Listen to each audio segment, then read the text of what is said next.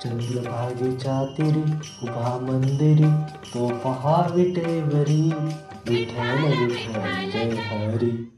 रामकृष्ण हरी. या अभंगामध्ये श्री विठ्ठल देवाचं वर्णन हे उभा मंदिरी केलं आहे.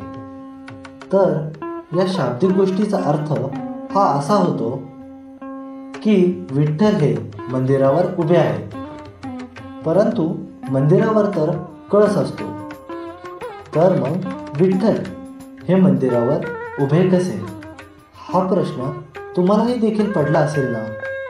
तर मग चला आज या आषाढी एकादशीच्या मुहूर्तावर जाणून घेऊया का आहे श्री विठ्ठल हे मंदिरावर उभे. नमस्कार मित्रांनो, माझं नाव आहे जय आणि स्वागत आहे तुमचं एका नवीन व्हिडिओमध्ये. नवा रविवार, नवी कथा आणि एक नवा आध्यात्मिक भाव. भारत हा देश आपली जमीन, आपले लोक, आपली प्रथा आणि आपली परंपरा प्रधान मानला जातो.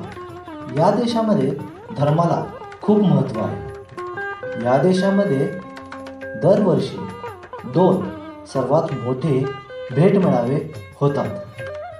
भारतात सर्वात मोठा भेटमेळावा श्री जगन्नाथपुरी येथे रथयात्रा म्हणून साजरा केला जातो आणि दुसरा मोठा भेटमेळावा महाराष्ट्र पंढरपूर येथे साजरा केला जातो. ओडिसा येथे देव स्वतः देहरूपाने बाहेर येतात आणि भक्तांना दर्शन देतात. परंतु महाराष्ट्रात पंढरपूर येथे देव हे एका भक्तांनी दिलेल्या विटेवर उभे आहेत आणि आपल्या भक्ताची प्रतीक्षा करत ते तेथेच उभे राहिले आहेत. एका ओवीप्रमाणे, सुंदर ते ध्यान उभे विटेवरी, सुंदर ते ध्यान, असे सुंदर ध्यान घेऊन श्री पांडुरंग, श्री पंढरीनाथ, श्री विठ्ठल हे उभे आहेत. तर आषाढी एकादशी ही सर्वात मोठी एकादशी साजरी केली जाते.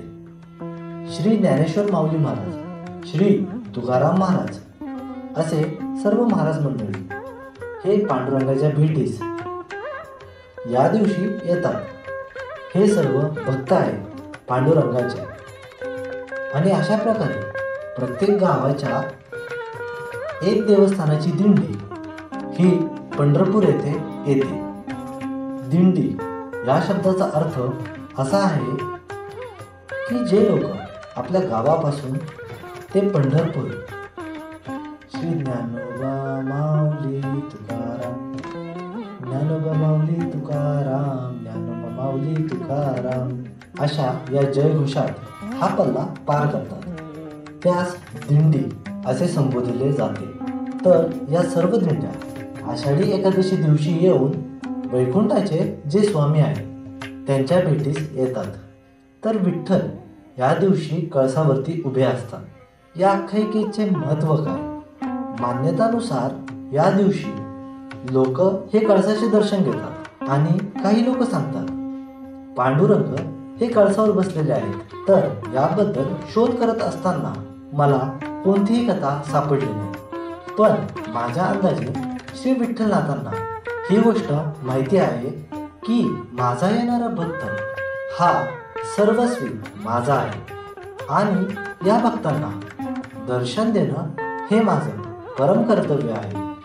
त्यामुळे सर्व भक्तांना हे माझे दर्शन व्हावे म्हणून श्री पांडुरंग, माझा सावळा विठ्ठल हा कळसावर जाऊन उभा राहतो आणि म्हणतो, हे बघ आता मी आलो या कळसावरी, तुझ्या मनातले भाव नको देऊ उरी, माझे दर्शन मनात ठेव पुरी, आज माझी पंढरी दिसे खूप बरी. बोला पुंडलिक वरदे हरी विठ्ठल, श्री ज्ञानदेव तुकाराम, पंढरीनाथ महाराज की जय, भक्तमती जनाबाई की जय. कदाचित हा भाव असावा पांडुरंगाचा कळसावर उभे राहण्यामागचा. तर मित्रांनो, अशा आहे पांडुरंग, भोळे आणि भक्तांना दर्शन देणारे आणि भक्तांचे दर्शन घेणारे.